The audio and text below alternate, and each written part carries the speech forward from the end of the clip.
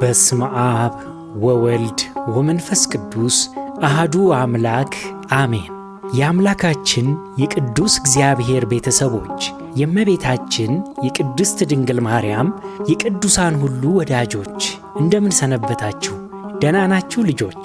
አሜን። ለዚህ ሰዓት ያደረሰን ቸር መሐሪና ሩኅሩኅ አባታችን ብሩክና ቅዱስ ሕያው እግዚአብሔር ምስጋና ይድረሰው። ባለፈው በክፍል 54 መንፈሳዊ ትምህርታችን ጌታ ሆይ ጌታ ሆይ በእውነት ወይስ በስም ብቻ በሚል ርዕስ መማማራችን ይታወሳል። የትምህርታችን መነሻ የሆነንም የማቴዎስ ወንጌል ምዕራፍ 7 ቁጥር 21 ላይ በሰማያት ያለውን የአባቴን ፈቃድ የሚያደርግ እንጂ ጌታ ሆይ የሚለኝ ሁሉ መንግሥተ ሰማያት የሚገባ አይደለም ብሎ ጌታችን በስሙ ለሚያምኑት የሰጠውን ማስጠንቀቂያ መሠረት አድርገን ተነጋግረናል። በዚህም ሁለት አይነት ክርስቲያኖች እንዳሉ፣ እውነተኛ አማኞችና የስም ብቻ አማኞች እንዳሉ፣ የእግዚአብሔር አብ ፈቃድ ምንድነው ስንል ፍቅር አሁንም ፍቅር መሆኑን፣ ሌላው ምሕረትና ይቅርታን በእጅጉ እንደሚያስፈልገን ተነጋግረን ነበር። በዛሬው ትምህርታችን ደግሞ ከዚሁ የሚቀጥል መስዋዕትነት ለመክፈል የተዘጋጀ ማንነት በሚል ርዕስ የምንማማር ይሆናል። አምላካችን ቅዱስና ሕያው እግዚአብሔር ያስተምረን።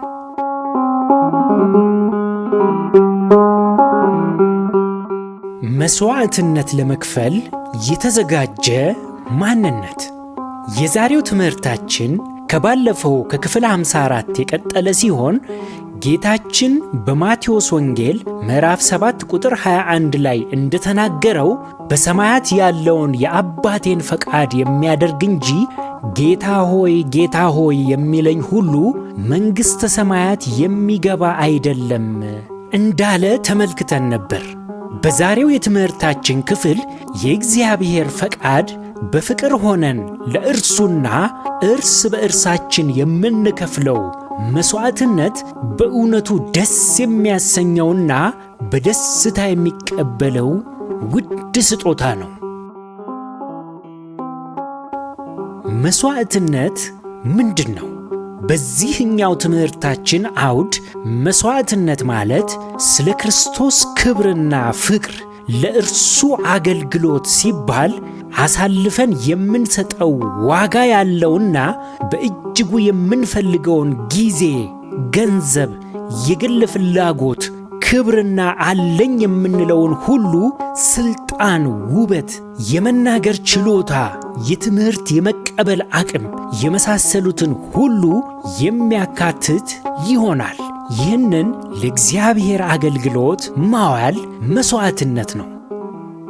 በአጭሩ መስዋዕትነትን ስንመለከተው ያለን ፍቅርና ታማኝነት የሚገለጥበት፣ ታዛዥነታችን የሚመዘንበት፣ ካለን የተመረጠውና የመጀመሪያው የሚቀርብበት፣ የተረፈንን አይደለም፣ ጊዜም ከሆነ የምናርፍበት፣ ሰርተን ጥቅም የምናገኝበትን ውድ ጊዜ መስጠት ነው መስዋዕትነት።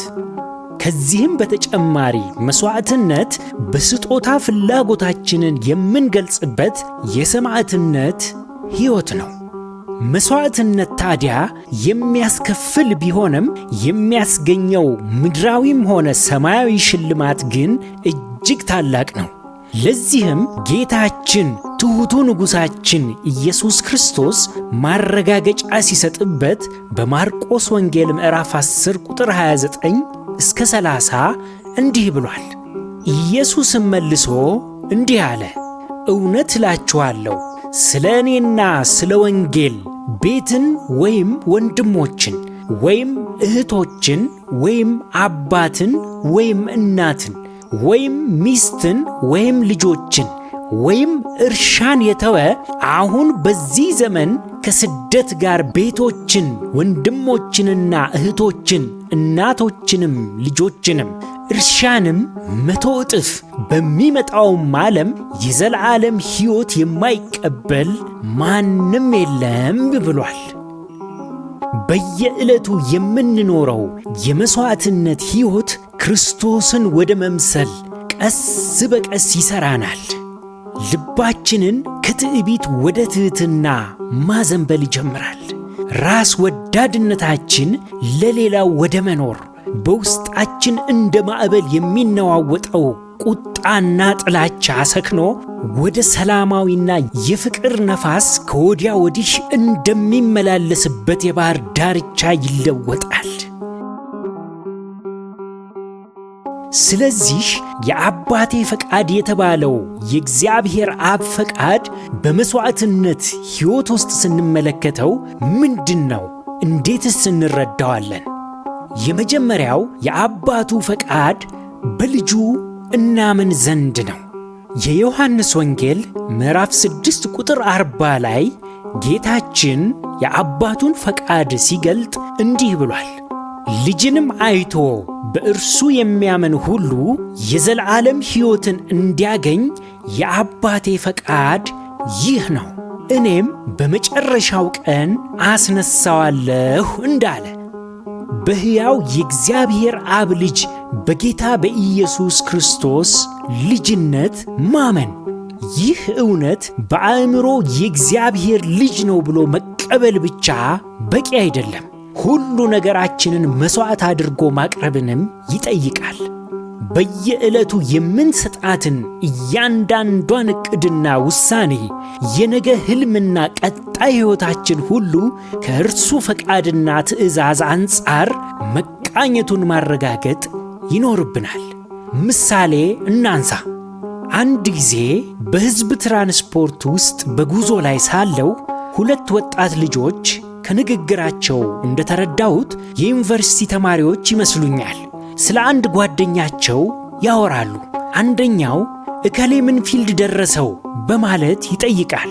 እሱማ ሲቪል ኢንጂነሪንግ ደረሰው እኮ በማለት ዕድለኛ እንደሆነ በሚያሳብቅ ሞቅ ባለ ድምፀት ይመልሳል። ሌላኛው ቀበል አድርጎ ወይኔ ታድሎ የሚያበላ ፊልድ ደረሰው ይላል። ነጋሪውም አሁን ዕድለኛ ነው በማለት በቁጭት ፊቱን ቅጭም ሲያደርግ አስተዋልኩት። የቁጭቱ ምንጭን እንደተረዳሁት እነርሱ የደረሳቸው የሙያ ዘርፍ የማያበላ እንደሆነ ነበር። ይህንን ምሳሌ ያነሳነው በልጆቹ ሐሳብ ላይ ለመፍረድ አይደለም፣ ለትምህርት ይሆነን ዘንድ እንጂ። ልጆች የሚያበላ ወይም የማያበላ የሙያ ዘርፍ እያሉ ሲያነሱ የነበረው ስለምን እንደሆነ ተረዳችሁት? የሚያበላ ማለት በሙስና በስርቆት ጥቅም የሚገኝበት የሙያ ዘርፍ ማለት ነው። ሙያው ለማጭበርበር፣ ለሙስናና ለስርቆት ምቹ የሆነ ዕድሎችን የሚሰጥ ነው እያሉ ነው።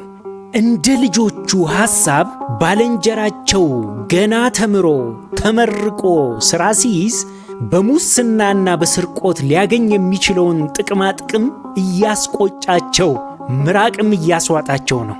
እንዲህ ያለ አስተሳሰብ ያላቸው ልጆች ታዲያ ዕድሉን ሲያገኙ ምን እንደሚያደርጉ ገምቱ። አንዳች ሳያቅማሙ ሀገርን ሽጠው ይበላሉ። ከትምህርታችን ዓላማ አንጻር ሐሳባቸውን ስንመዝነው ልጆቹ ክርስቲያኖች ሊሆኑ ይችላሉ። ነገር ግን የነገ ማንነታቸው፣ ዕቅድና ሕልማቸው ከእግዚአብሔር ፈቃድ አንጻር ያልተቃኘ፣ በተግባርም እግዚአብሔርን የካደ ነው። ስለዚህ እንዲህ አይነት የተጣመመ አደገኛ ዕቅድና ፍላጎት ካለን ከወዲሁ መታረም ይኖርበታል። አስተውሉ። በችግር ምክንያት ወይም በኑሮ ጫና ወይም ተታሎ በድንገት ሙስናና ስርቆት ውስጥ የሚገባና እንዲህ ከብዙ ዘመናት አስቀድሞ አስቦ አቅዶ ዕድሉን የሚጠቀምበት ሰው እኩል አይቀጣም። ሁላችንም ካለንበት ነባራዊ ሁኔታ አንጻር ፈተና ላይ ልንወድቅ እንችላለን። ግን እንዴት አንድ ክርስቲያን ሙስናን አቅዶ ይንቀሳቀሳል?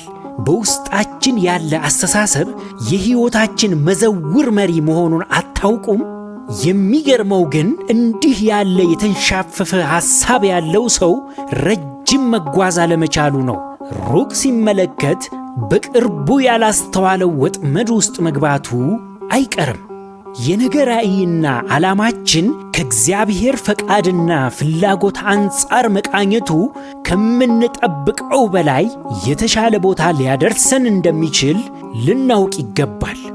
ስለዚህ በሕያው እግዚአብሔር ልጅ በጌታችን በኢየሱስ ክርስቶስ ስም ስናምን የነገ ዓላማችንን ሳይቀር ከእርሱ ፈቃድ ጋር ማስማማት አለብን።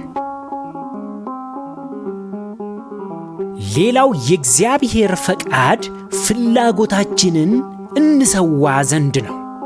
ቅዱስ ጳውሎስ በአንደኛ ተሰሎንቄ መልእክቱ ምዕራፍ 4 ቁጥር 2-3 እንዲህ ብሏል። በጌታ በኢየሱስ የትኛውን ትእዛዝ እንደሰጠናችሁ ታውቃላችሁና ይህ የእግዚአብሔር ፈቃድ እርሱም መቀደሳችሁ ነውና ይላል። የእግዚአብሔር ፈቃዱ ፍላጎታችን ይቀደስ ዘንድ ነው። በውስጣችን ሁለት አይነት ፍላጎቶች አሉ፣ ሥጋዊና መንፈሳዊ ፍላጎት። እነዚህ ፍላጎቶች ታዲያ የሚስማሙ አይደሉም። አንዱ ሌላውን ይቃወማል። ኧረ በሕግ አምላክ ብለን ማስታረቅም አንችልም። ፍጹም ተቃራኒ እንደ ብርሃንና ጨለማ በመሆናቸው ቅዱስ ጳውሎስ በገላትያ መልእክቱ ምዕራፍ 16 ላይ እንዲህ እንዳለን፣ ነገር ግን እላለሁ በመንፈስ ተመላለሱ፣ የሥጋንም ምኞት ከቶ አትፈጽሙ። ሥጋ በመንፈስ ላይ መንፈስም በሥጋ ላይ ይመኛልና እነዚህም እርስ በእርሳቸው ይቀዋወማሉ ይላል። ከእነዚህ ተቃርኖች ጀርባ ሁለት ኃያላን ይገኛሉ፣ እግዚአብሔርና ክፉ ሰይጣን።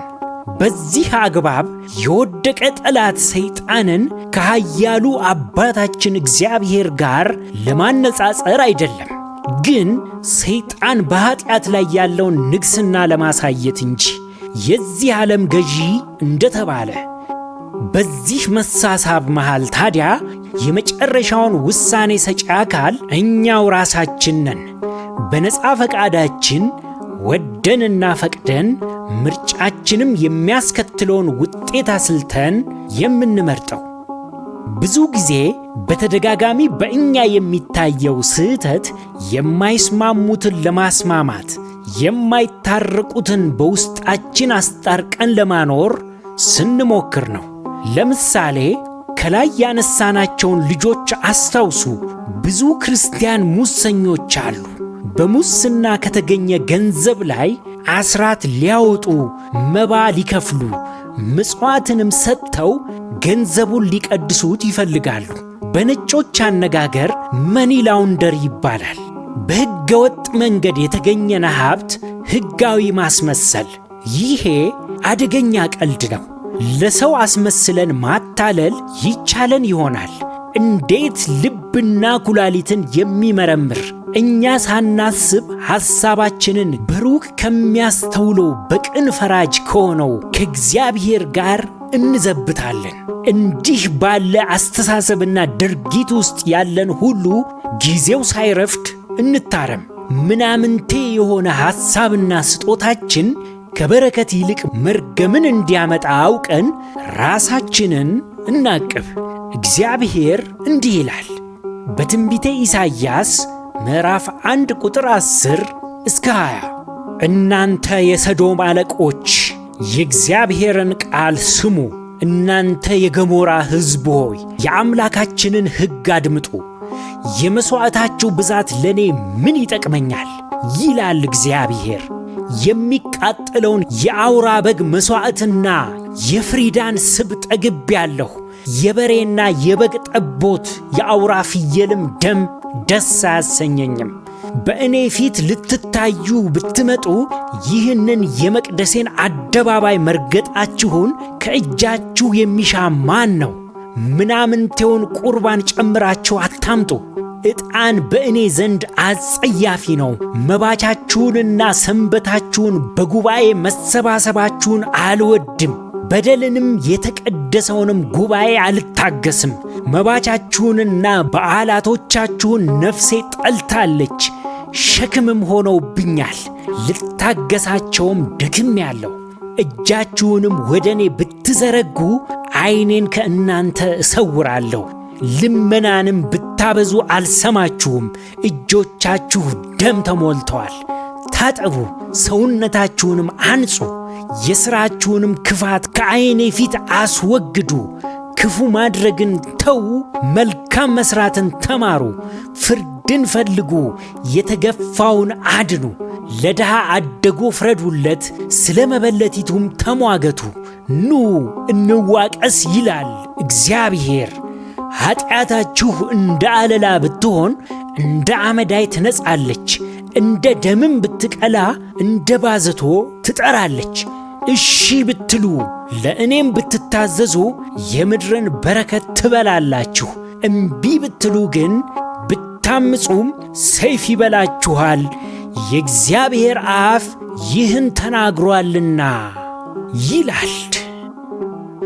ስለዚህ ፍላጎትን መሰዋት ማለት የሥጋ ፈቃድ ወይንም ኃጢአት የተጠናወተው መሻታችንን ትተን ለጽድቅና ቅድስና መታዘዝ ማለት ነው።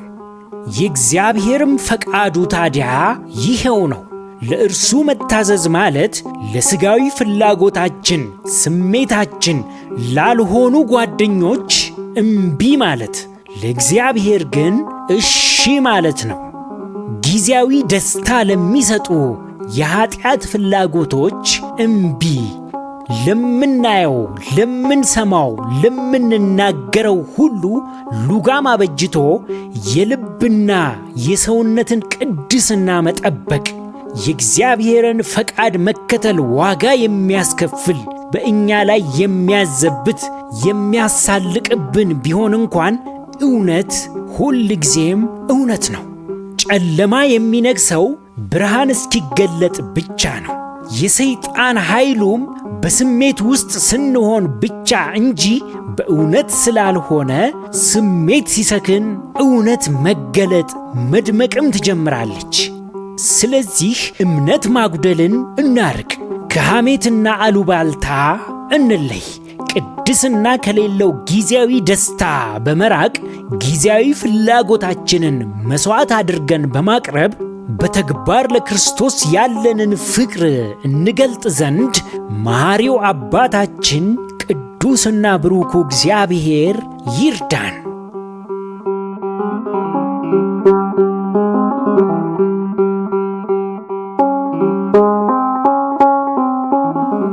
ማጠቃለያ።